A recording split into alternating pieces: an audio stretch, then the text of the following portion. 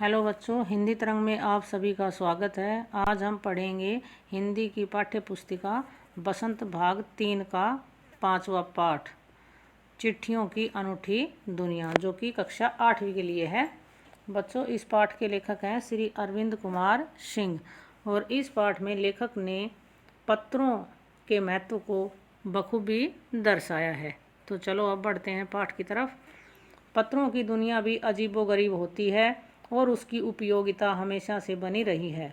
पत्र जो काम कर सकते हैं वह संचार का आधुनिकतम साधन नहीं कर सकता।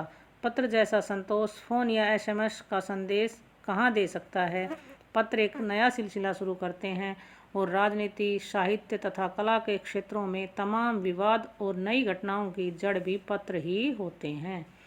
दुनिया का तमाम साहित्य पत्रों पर केंद्रित है और मानव सभ्यता के विकास में इन पत्रों ने अनूठी भूमिका निभाई है।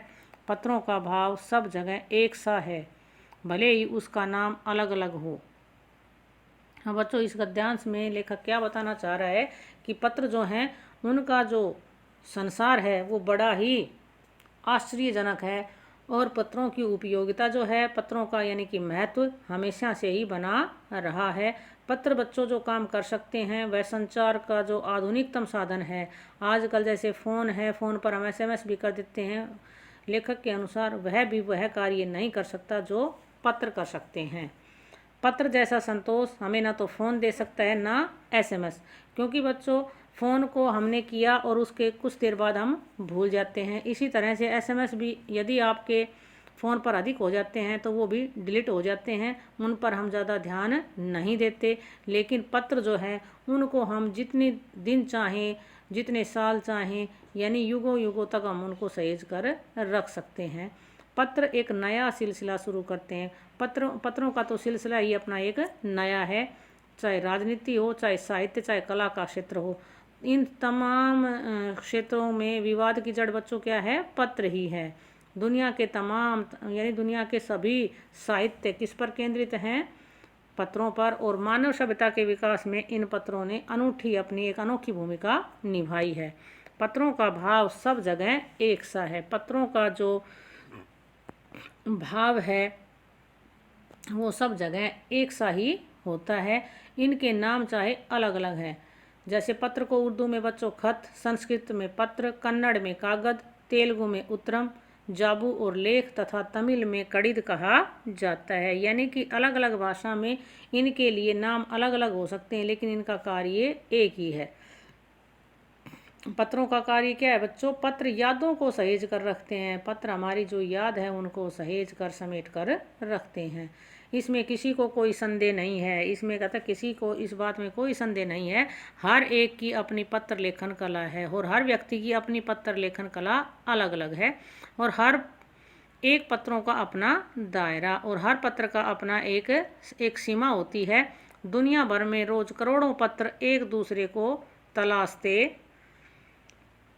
तमाम ठिकानों तक पहुंचते हैं। दुनिया भर में करोड़ों पत्र अपने ठिकानों को तलाशते हुए वहां तक पहुंचते हैं, अपने गंतव्य तक। भारत में ही रोज 4.5 करोड़ चिट्ठियां डाक में डाली जाती हैं, जो साबित करती हैं कि पत्र कितनी अहमियत रखते हैं। बच्चों, हमारे भारत में कितनी चिट्ठियां डाक में डाली जाती हैं? रोज 4.5 करोड़, जो इनके महत्व को दर्शाती हैं। किनके महत्व को? पत्र के महत्व को। पंडित जवाहरलाल नेहरू ने सन 1953 में सही ही कहा था कि हजारों सालों तक संचार का साधन केवल हरकारे, रनर्स यानी फिर तेज घोड़े रहे हैं। कि हजारों सालों तक क्या रहे? संचार के साधनों का साधन या तो हरकारे थे या फिर तेज घुड़सवारी करने वाले।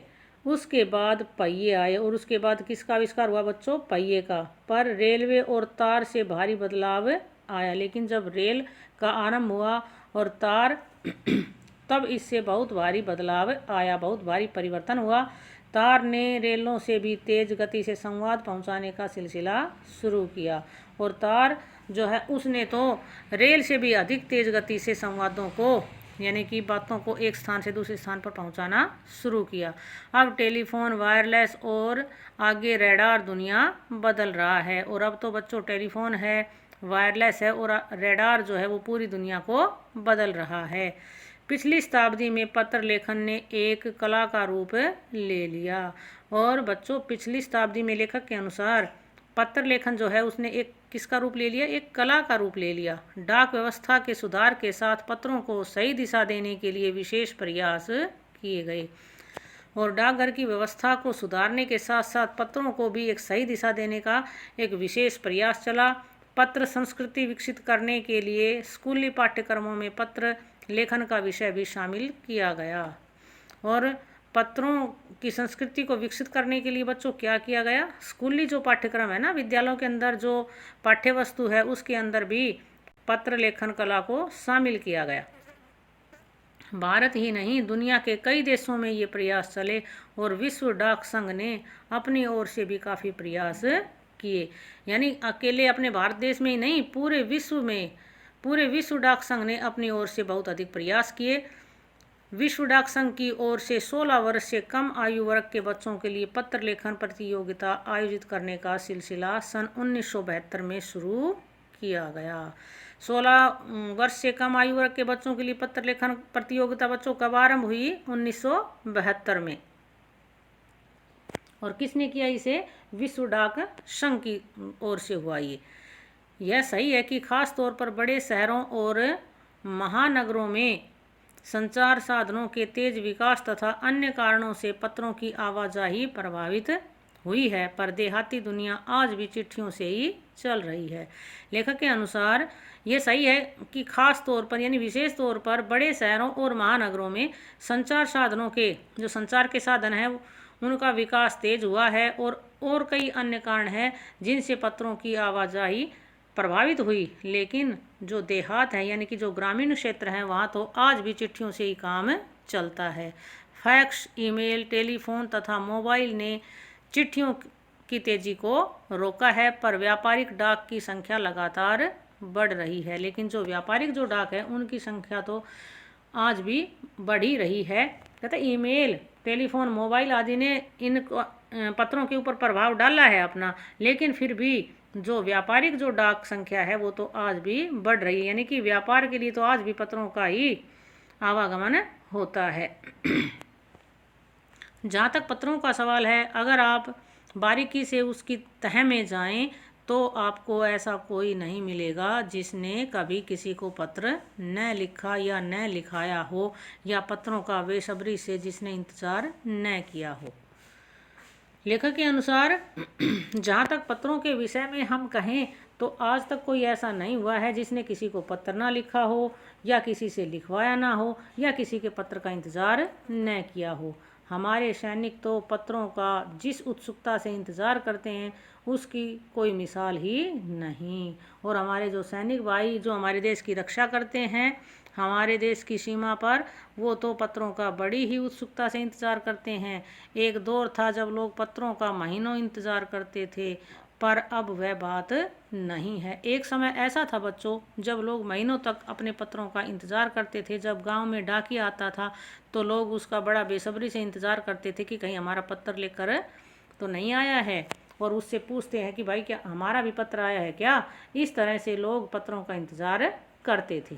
परिवहन साधनों के विकास ने दूरी बहुत घटा दी है। जो परिवहन के साधन है, यातायात के साधन है, उन्होंने भी बच्चों दूरी को कम किया है। पहले लोगों के लिए संचार का इकलौता साधन चिट्ठी ही थी। पहले लोगों के लिए संचार का साधन बच्चों क्या था? केवल पत्र थे। आज और भी साधन विकसित हो चुके हैं, लेकिन आज तो और अधिक साधन विकसित हो चुके हैं। आज देश में ऐसे लोगों की कमी नहीं है जो अपने पुरखों की चिट्ठियों को सहेज और संजोकर विरासत के रूप में रखे हुए हों, या फिर बड़े बड़े लेखक, पत्रकारों, उद्यमी, कवि, प्रशासक, सन्यासी या किसान, इनकी पत्र रचनाएं अपने आप में अनुसंधान का विषय है। कहने का तात्पर्य क्या है कि बहुत से ऐसे लोग हैं जिनकी कोई कमी नहीं है उन लोगों की जिन्होंने अपने पूर्वजों की चिट्ठियों को संभाल कर रखा हुआ है एक विरासत के रूप में। जैसे हम अपनी विरासत को यानी कि अपने पूर्वजों की जो भी ज़मीन जायदाद या कोई और चीज़ें हैं उनको संभाल कर रखते हैं ना, उसी प्रकार उन लोगों ने क्या कर रखा है बच्चों? अपने पूर्वजों की चिट्ठियों को भी संभाल कर रखा हुआ है। और फिर बड़े बड़े जो लेखक हुए हैं, पत्रकार हैं, जो उद्योगी हैं, कवि हैं, प्रशासक हैं, सन्यासी हैं या किसान कहिए, इनकी पत्र रचनाएं अपने आप में एक अनुसंधान का यानी एक खोज का विषय है। अगर आज जैसे संचार साधन होते तो पंडित नेहरू अपनी पुत्री इंदिरा गांधी को फ़ोन करते, पर तब पिता के पत्र पुत्री के नाम नहीं लिखे जाते, जो देश के करोड़ों लोगों को प्रेरणा देते हैं। लेखक के अनुसार यदि आज जैसे साधन होते तो शायद हमें पंडित जवाहरलाल नेहरू के जो उन्होंने अपनी बेटी इंदिरा के नाम लिखे थे वो पत्र, पिता के पत्र पुत्री के नाम शायद नहीं मिलते, जो बहुत से यानी कि करोड़ों लोगों को जो प्रेरणा देते हैं। पत्रों को तो आप सहेज कर रख लेते हैं, पर SMS संदेशों को आप जल्दी ही भूल जाते हैं। आपने पहले पढ़ा था ना बच्चों, ऊपर पाठ में पढ़ा है हमने कि पत्र जैसा संतोष फ़ोन या SMS नहीं दे सकते, तो उसी के परिप्रेक्ष्य में लेखक ने बताया है कि पत्रों को तो आप सहेज कर यानी जितना जब तक चाहें उनको रख सकते हैं, लेकिन SMS के संदेशों को आप जल्दी ही भूल जाते हैं। कितने संदेशों को आप सहेज कर रख सकते हैं? तमाम महान हस्तियों की तो सबसे बड़ी यादगार या धरोहर उनके द्वारा लिखे गए पत्र ही हैं। तमाम जो बड़ी हस्तियां हुई हैं उन सब की यादगार बच्चों क्या है? पत्र। भारत में इस श्रेणी में राष्ट्रपिता महात्मा गांधी को सबसे आगे रखा जा सकता है। और भारत में इस श्रेणी में सबसे आगे किसको रखा गया है बच्चों? राष्ट्रपिता महात्मा गांधी को। दुनिया के तमाम संग्रहालय जानी मानी हस्तियों के पत्रों का अनूठा संकलन भी है। जितने भी संग्रहालय हैं जहाँ पर पुरानी वस्तुएं सहेज कर रखी गई हैं, उनमें जो जानी मानी हस्तियां हैं उनके पत्रों को भी बहुत अच्छे ढंग से संकलित करके रखा गया है, बड़े ही अनुपम ढंग से। तमाम पत्र देश, काल और समाज को जानने समझने का असली पैमाना है। तमाम जो पत्र हैं वे उस देश के देश, काल, समाज को समझने का एक बहुत अच्छा पैमाना है। भारत में आज़ादी के पहले महासंग्राम के दिनों में जो कुछ अंग्रेज अफसरों ने अपने परिवारजनों को पत्र में लिखे, वे आगे चलकर बहुत महत्व की पुस्तक तक बन गए। जब हमारा देश अंग्रेजी शासन के अधीन था, जब हमने आज़ादी का आंदोलन चलाया था बच्चों, उस समय अंग्रेज अफसरों ने अपने परिवारजनों को जो पत्र लिखे थे वो आज एक पुस्तक का रूप ले चुके हैं। इन पत्रों ने साबित किया कि यह संग्राम कितनी ज़मीनी मजबूती लिए हुए था। इन पत्रों में उन्होंने अपने परिवारजनों को जो लिखा उससे यह साबित होता है कि यह संग्राम जो था, यह स्वतंत्रता संग्राम कितनी मजबूती लिए हुए था। महात्मा गांधी के पास दुनिया भर से तमाम पत्र केवल महात्मा गांधी इंडिया लिखे आते थे। यानी कि महात्मा गांधी के पास पूरे विश्व से जब भी कोई पत्र आता तो उस पर क्या लिखा होता था बच्चों? महात्मा गांधी इंडिया। और वे जहाँ भी रहते थे वहाँ तक पहुँच जाते थे, और वो संसार के चाहे किसी भी कोने में हो वहीं तक वो पहुँच जाते थे पत्र उनके पास। आज़ादी के आंदोलन की कई अन्य दिग्गज हस्तियों के साथ भी ऐसा ही था, और आज़ादी के आंदोलन में जिन जिन बड़ी हस्तियों ने काम किया उन सब के साथ ऐसा ही था। गांधी जी के पास देश दुनिया से बड़ी संख्या में पत्र पहुंचते थे। गांधी जी के पास देश दुनिया से बहुत बड़ी संख्या में बच्चों पत्र आते थे। मामले में उनका कोई जवाब देने के मामले में उनका कोई जोड़ नहीं था, और पत्रों का जवाब देने के विषय में उन जैसा कोई दूसरा व्यक्ति नहीं हो सकता। कहा जाता है कि जैसे ही उन्हें पत्र मिलता था उसी समय वे उसका जवाब भी लिख देते थे। जैसे ही उनको पत्र मिलता, पत्र को पढ़ते और तुरंत उसका जवाब लिखने लग जाते थे। अपने हाथों से ही ज़्यादातर पत्रों का जवाब देते थे, और वे अधिकतर पत्रों का उत्तर अपने हाथों से ही लिखकर देते थे। जब लिखते लिखते उनका दाहिना हाथ दर्द करने लगता तो वे बाएं हाथ से लिखने में जुट जाते। यानी कि महात्मा गांधी दोनों हाथों से लिखने में पारंगत थे। जब उनका दाहिना हाथ थक जाता तो वो अपने बाएं हाथ से लिखने लग जाते थे। महात्मा गांधी ही नहीं, आंदोलन के तमाम नायकों के पत्र गांव-गांव में मिल जाते हैं। जो आंदोलनकारी थे, जो स्वतंत्रता सेनानी थे, कहते हैं उनमें महात्मा गांधी ही नहीं, उनके पत्र भी प्रत्येक गांव में हमें मिल जाते हैं। पत्र भेजने वाले लोग उन पत्रों को किसी प्रशस्ति पत्र से कम नहीं मानते, और कई लोगों ने तो उन पत्रों को फ्रेम कराकर रख लिया है। और बहुत से लोग उन पत्रों को किससे कम नहीं मानते बच्चों, प्रशस्ति पत्र। जब किसी को कोई इनाम स्वरूप कोई मिलती है ना चीज़, उसको प्रशस्ति पत्र बोलते हैं। वो पत्र भी उनके लिए किसी प्रशस्ति पत्र से कम नहीं है। बहुत से लोगों ने तो उनको फ्रेम में, यानी कि जैसे किसी फोटो वगैरह को हम फ्रेम करवा कर रखते हैं ना, उसी तरह से उन्होंने उसको फ्रेम करा कर रख लिया। यह है पत्रों का जादू। और ये क्या है बच्चों, पत्रों का जादू है, चिट्ठियों का जादू है। यही नहीं, पत्रों के आधार पर ही कई भाषाओं में जाने कितनी किताबें लिखी जा चुकी है। और लेखक कहता है यही नहीं है, पत्रों के आधार पर तो बहुत सी भाषाओं में बहुत सी किताबें भी लिखी जा चुकी हैं। वास्तव में पत्र किसी दस्तावेज से कम नहीं है। बच्चों दस्तावेज क्या होते हैं, दस्तावेज कोई सरकारी कागजात, कोई विशेष कागजात जो किसी विरासत से संबंधित होते हैं, उसके लिए है दस्तावेज शब्द। कहते हैं वास्तव में पत्र किसी दस्तावेज से कम नहीं है, यानी कि कोई विशेष किसी विरासत से कम नहीं है पत्र। पंत के 200 पत्र, बच्चन के नाम और निराला के पत्र हमको लिखो है कहा, तथा पत्रों के आईने में दयानंद सरस्वती समेत कई पुस्तकें आपको मिल जाएंगी। पंत के 200 पत्र, बच्चन के नाम, निराला के पत्र हमको लिखो है कहा, तथा पत्रों के आईने में दयानंद सरस्वती समेत कई पुस्तकें बच्चों आपको मिल जाएंगी। कहा जाता है कि प्रेमचंद खास तौर पर नए लेखकों को बहुत प्रेरक जवाब देते थे। और प्रेमचंद जी के बारे में भी यह विख्यात है कि वे नए लेखकों को प्रेरणा देने के लिए बहुत अच्छे प्रेरक जवाब लिखते थे, तथा पत्रों के जवाब में वे बहुत मुस्तैद रहते थे, यानी कि हमेशा तैयार रहते थे। इसी प्रकार नेहरू और गांधी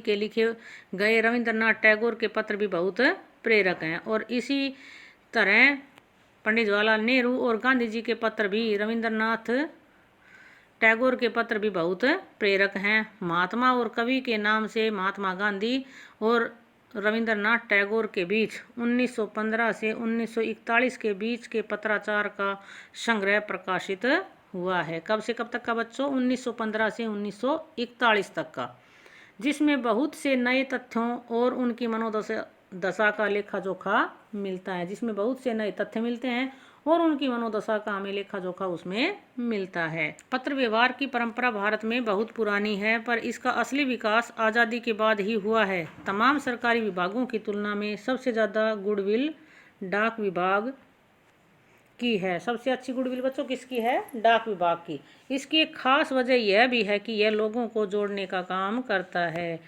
पत्र मतलब क्या करते हैं बच्चों, लोगों को जोड़ने का कार्य करते हैं। इसी कारण से डाक विभाग की गुडविल सबसे अच्छी मानी जाती है। घर घर तक इसकी पहुंच है और प्रत्येक घर तक इसकी पहुंच है। संचार के तमाम उन्नत साधनों के बाद भी चिट्ठी पत्री की हैसियत बरकरार है। संचार के चाहे कितने भी साधन आज की दुनिया में विकसित हो चुके हैं, लेकिन चिट्ठी पत्री यानी कि पत्रों की हैसियत, पत्रों का अस्तित्व आज भी वैसे का वैसा है। शहरी इलाकों में आलीशान हवेलियां हों या फिर झोपड़पट्टियों में रह रहे लोग, दुर्गम जंगलों में घिरे गांव हों या फिर बर्फबारी के बीच जी रहे पहाड़ों के लोग, समुद्र तट पर रह रहे मछुआरे हों या फिर रेगिस्तान की ढाणियों में रह रहे लोग, आज भी खतों का ही सबसे अधिक बेसब्री से इंतजार करते हैं। यानी कि चाहे अच्छे वैभवशाली घर में रहने वाले लोग हों, चाहे झोपड़पट्टी में रहने वाले, चाहे बर्फबारी के क्षेत्र में रहने वाले, और चाहे रेगिस्तान में, सभी को पत्रों का बेसब्री से इंतजार होता है। एक दो नहीं, करोड़ों लोग खतों और अन्य सेवाओं के लिए रोज भारतीय डाकघरों के दरवाजों तक पहुंचते हैं। और एक दो नहीं, करोड़ों लोग खतों और अन्य सेवाओं के लिए रोज क्या करते हैं बच्चों, डाकघरों के दरवाजों तक पहुंचते हैं। और इसकी बहुआयामी भूमिका नजर आ रही है। और इस यानी कि इन पत्रों की बहुआयामी जो भूमिका है वो हम सबको नजर आ रही है। दूर देहात में लाखों गरीब घरों में चूल्हे मनी ऑर्डर अर्थव्यवस्था से ही जलते हैं। जैसे उनके बच्चे कहीं बाहर कमाते हैं तो वे वहाँ से मनी ऑर्डर भेजते हैं, और जब उन लोगों का घर चलता है तो दूर देहात में लाखों गरीब लोगों के घर किससे चलते हैं बच्चों, मनी ऑर्डर से। गाँव या गरीब बस्तियों में चिट्ठी या मनी ऑर्डर लेकर पहुँचने वाला डाकिया देवदूत के रूप में देखा जाता है। गांव या गरीब बस्तियों में जब डाकिया आता है तो लोग उसे किसी देवदूत से कम नहीं समझते।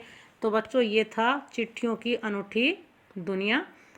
आपको अच्छे से समझ आ गया होगा।